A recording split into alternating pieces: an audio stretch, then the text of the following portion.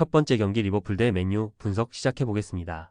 리버풀은 지난해 마지막 경기에서 최고의 경기력으로 승리했다. 난적 웨스트햄을 원정에서 상대했는데 5골을 폭발하며 완승했다. 살라가 공격 포인트 3개를 추가하며 30개를 채웠고 루이스 디아즈와 코디 가포 등이 골을 터뜨렸다. 소보슬라이가 결장했지만 커티스 존스와 퀸사 등이 공백을 완벽하게 메웠고 반 다이크와 고메즈는 상대의 공세를 모두 막아냈다. 맨유는 맨체스터 더비 승리 이후 나선 3경기를 모두 패했다. 그 기간 홈 경기가 2차례였고 울버햄튼과 보머스 등 할만한 팀을 상대했는데 무기력한 모습을 보였다. 페르난데스의 징계 결장 속에 저크지와 라스무스 회룬을 투톱으로 내세운 뉴캐슬전에서는 상대에 압도당했다. 레시포드가 팀을 떠날 것이 유력하기에 전력 외로 평가받기에 디알로와 가르나초 정도를 제외하면 측면을 돌파할 자원도 보이지 않는다. 리버풀의 승리를 본다. 다음 일정이 리그컵 4강이지만 휴식일이 충분하기에 리버풀이 굳이 로테이션을 돌릴 이유가 없다. 노팅엄과 아스날 등의 추격을 벗어나야 하는 동기부여도 감안해야 한다. 루이스 디아즈와 살라, 디오고 조타와 가포 등이 경기 내내 허술한 맨유의 수비를 공략할 리버풀이 승리할 것이다. 두 번째 경기 PSG 대 AS 모나코 분석 시작해보겠습니다. 파리는 지난 시즌 리그안과 컵 대회를 모두 우승하며 더블에 성공했었다.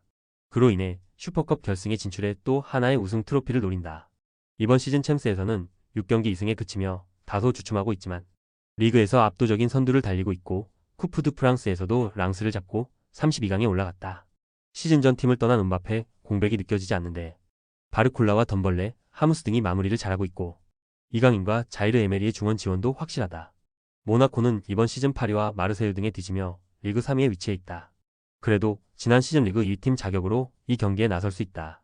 챔스에서는 파리보다 높은 16위를 달리며 24강 플레이오프행을 노리고 있다. 단 휴식기 이전 페이스가 아쉬웠다. 파리 상대로 사고를 허용하며 패했고 랭스 원정에서도 무승부에 그쳤다. 마가사와 카마라 등 중앙 미드필더들이 수비에 치중하며 엠볼로를 앞세운 역습으로 승부를 볼 것이다. 파리의 승리를 본다.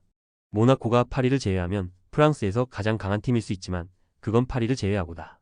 지난 맞대결에서도 홈의 이점을 살리지 못하며 중원에서 밀렸고 2골 차로 패했는데 이 경기는 더 고전이 예상된다. 자이르 에메리와 비티냐가 중원을 장악하며 분위기를 주도할 것이고 바르콜라와 덤벨레가 해결할 파리가 승리할 것이다. 세 번째 경기 토리노 대 파르마 분석 시작해보겠습니다. 토리노는 볼로냐와 우디네세 상대로 승점 1점 추가에 그치며 중위권을 벗어나지 못했다. 시즌 초반 엠폴리와 더불어 상위권에 위치하며 리그에 새로운 바람을 일으켰지만 최근 흐름은 좋지 않다. 때문에 이번 홈 경기를 통해 분위기를 전환해야 한다.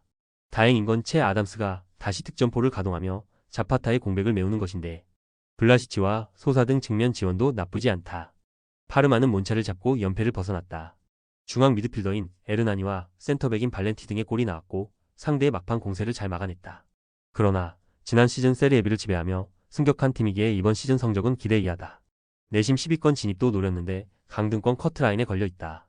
데니스맨과 엔지 보니 등이 공격을 잘 이끌었는데 수비 라인의 기복이 아쉬웠다. 토리노의 승리를 본다. 파르마는 스피드를 앞세운 돌파가 위력적인 데니스맨이 역습 상황에서 기회를 노릴 수 있다. 그러나 떨어지는 원정 경기력이 발목을 잡을 것이다. 리치와 일리치 등이 중원에서 상대의 공세를 저지하며 점차 분위기를 가져올 것이고 아담스가 안정적인 마무리를 할 토리노가 승리할 것이다. 네 번째 경기 AS 로마 대 라치오 분석 시작해보겠습니다. 로마는 지난 라운드에서 밀란 상대로 선제골을 허용했지만 디발라의 골로 패하지 않았다.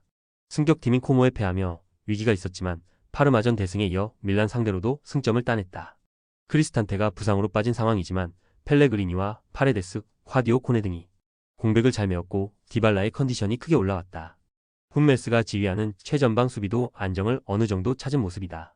라치오는 지난 라운드 홈 경기에서 리그 연승 기록을 이어가던 아탈란타를 가로막았다. 승점 3점을 따낸 건 아니지만 델레 바시루의 골로 패하지 않았다. 인테르에 대패하며 선두권과 격차가 벌어졌고 분위기가 추락할 위기에 처했는데 바로 분위기를 다 잡았다. 카스테야노스가 최전방 공격수로 충분히 존재감을 보였고 자카그니와 디아가 부상 중인 페드로의 공백을 메웠다. 접전을 본다. 로마는 부상자들이 돌아온 풀핏의 전력이기에 라이벌 상대로 쉽게 경기의 주도권을 내주지 않을 수 있다. 단 원하는 승점 3점 경기는 하지 못할 것이다. 귀행두지와 로벨라 등 수비라인 보호가 되는 볼란치 듀오가 중원의 라인을 내리며 로마의 공세를 저지할 라치오가 승점 1점을 따낼 것이다. 다섯 번째 경기 마르세유 대 르아브르 분석 시작해보겠습니다. 마르세유는 휴식기 전 4경기에서 3승 1무를 기록하며 2위 자리를 유지했다. 선두인 파리 생제르맹이 치고 나간 이번 시즌인데 라이벌인 모나코를 3위로 끌어내렸다.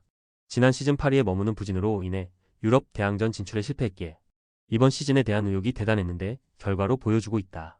이 경기에는 벤치 자원인 리롤라가 징계로 결장하지만 롱지에와 호이비에르가 중원을 책임질 수 있고 리그 10골을 기록 중인 그린우드도 건재하다. 르아브르는 낭트 원정 승리 이후 3연패를 당하며 리그 17위로 추락했다. 안정적인 잔류를 노리고 나선 이번 시즌인데 좀처럼 중위권으로 올라서지 못하고 있다. 투레와 은디아에 등 중앙 미드필더진의 공수 밸런스는 나쁘지 않지만 최전방에서 확실하게 기회를 골로 연결한 선수가 없다. 마르세유의 승리를 본다. 르아브르가 강팀 상대로 나서는 원정 일정에서 수비 위주로 실점을 피하려 할 것이다. 그러나 마르세유 상대로 원하는 경기를 하긴 어렵다. 호이비에르와 라비오가 중원에서 확실하게 경기의 주도권을 잡으며 기회를 만들 것이고 그린우드와 무파이가 문전 침투로 해결할 마르세유가 승리할 것이다. 조합은 아래 고정 댓글 링크로 편하게 말 걸어주시면 조건 없으며 스포츠를 좋아하시는 분들이라면 모두 환영합니다. 스포츠 당첨 어렵지만 그건 어떻게 하냐의 차이입니다. 두 눈으로 어떤 차이인지 직접 확인하시고 우리 모두 같이 승리합시다.